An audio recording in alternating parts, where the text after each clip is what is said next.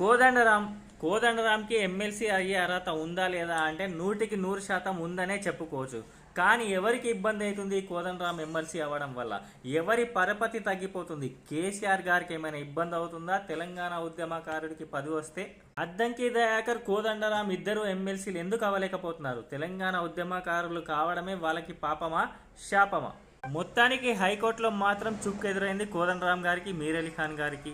దాసోజు శ్రావణ్ మరియు కె సత్యనారాయణ గారికి పూర్తి అర్హతలు ఉన్నాయి ఎమ్మెల్సీ అవ్వడానికి. వాళ్ళది రిజెక్ట్ చేయడం మంచి పద్ధతి కాదు, మళ్ళొకసారి ఆలోచించుకోవాలంటుంది హైకోర్టు గవర్నర్ గారిని.